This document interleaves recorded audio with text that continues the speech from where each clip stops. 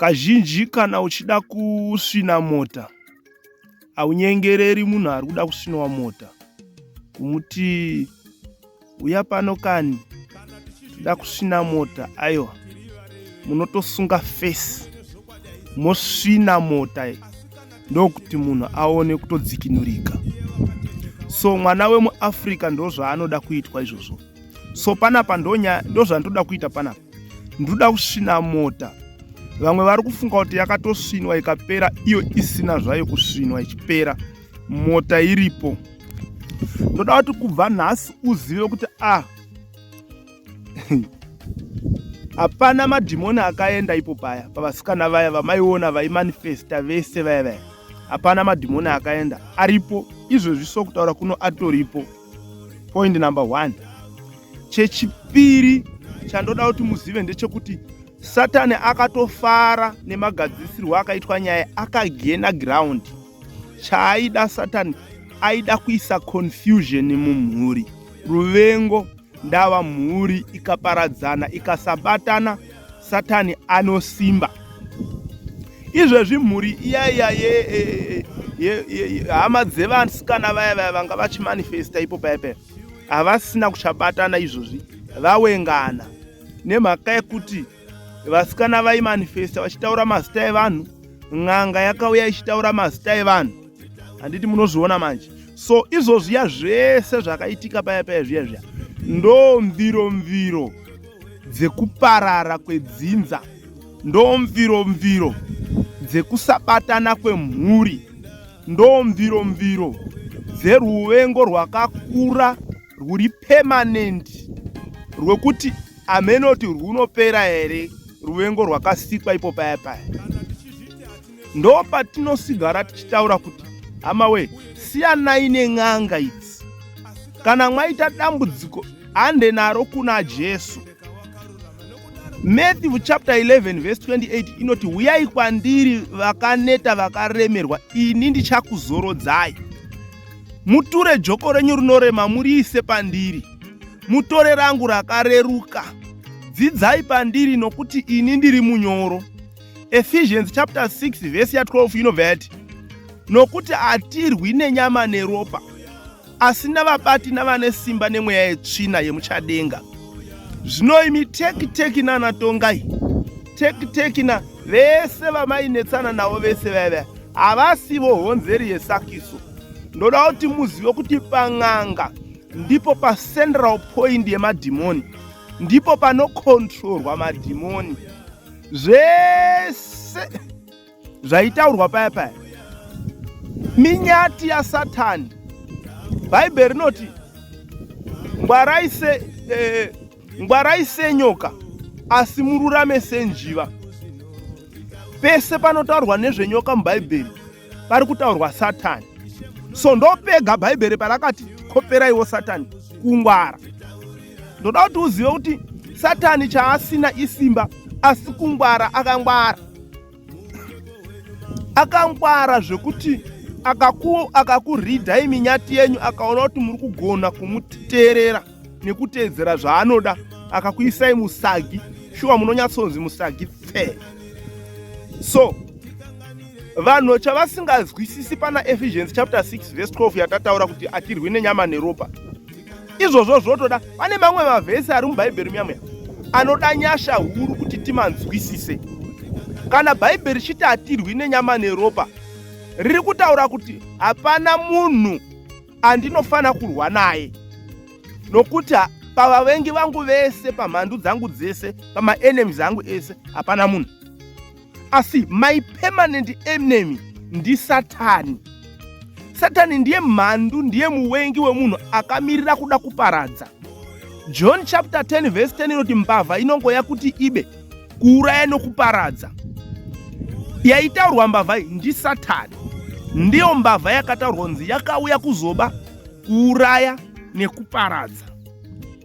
Ndibate mushe ipo paya.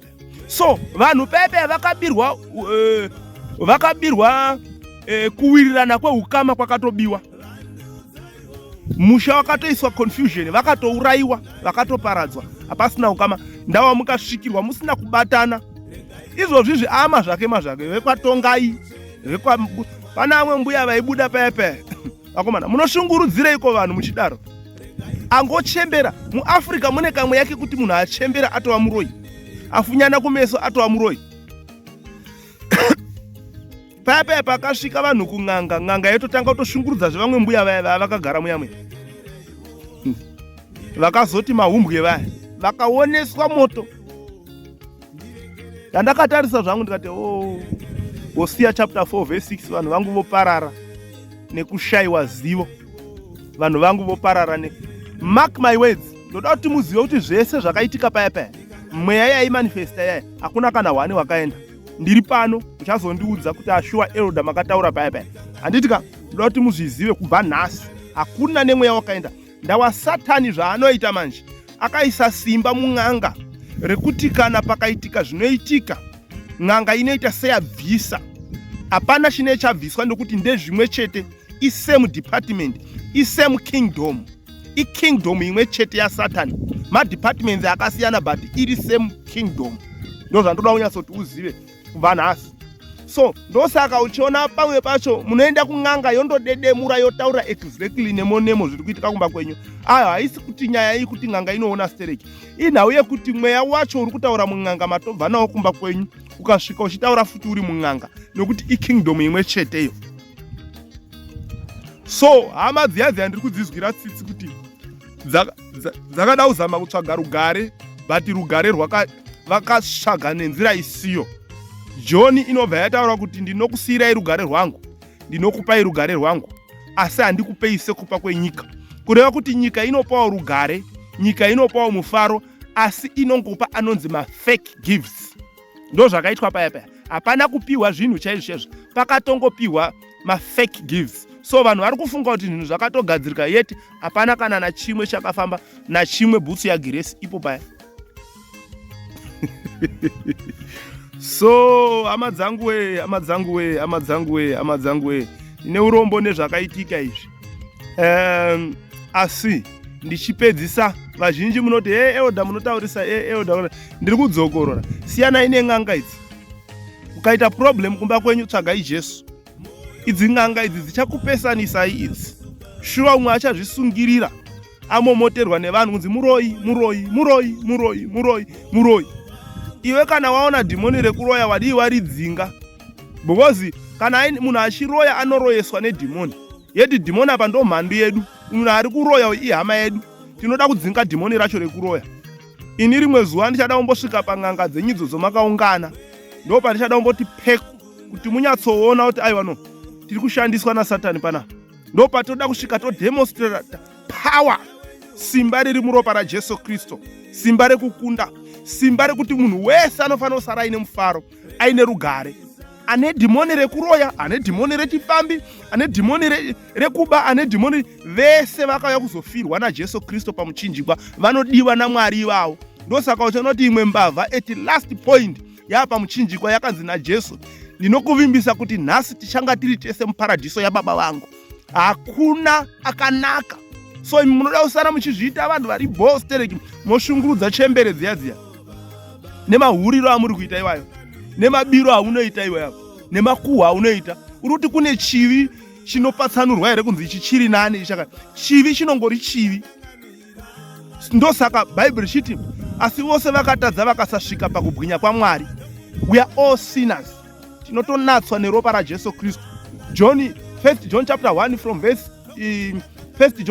from verse 8 tichidzika. Bible inotaura kana tichizvita hatina zvivi tiri varevi venhema uye nezvokwadi haizi mwatiri. So sei vanhu tichida kuzonga tiri nane dhani vamwe. Wabata muroyi bhobva machi saka dzikinurai munhu abve mudhimoni rekuroya, kwete kuti mumunyadzise pamberi pevanhu. Ingodzikinurai dhimoni rekuroya riende. Ringori dhimoni rakafanana nedhimoni rechihure rina mai nhingi vamusina kubata. Ringori dhimoni rakafanana nedhimoni rekuba rina baba nhingi vamusina kubata. Ringori dhimoni rimwe chete rakafanana madhimoni. Ane madepartments kuti titaure zvemadhimoni tingatoidzisa zuva pano. But ndoda kuti muzive ndakupedzisa. Hakuna chakagadzirwa ipo paya. Zvingori zvazvi. ane nzeve dzekunzwa ngaanzwe zvinoreva mweya kukereke. Komborerwai zvikuru. God bless you. Mwari akuitirei zvakanaka. Kana uri munyowani kusvika pano paKingdom Keys, ingosubscribe kuitira mangwana tinenge tichiramba tichidzidzisana zvesoko raMwari pano. Isu hatitendereri munhu, tinongokudza zvazviri. Chokwadi ngachitaurwe sezvachiri, ndokuti vanhu vatendeuke, ndokuti vanhu vadzikinurwe, ndokuti vanhu vaponeswe. Itirwai zvakanaka.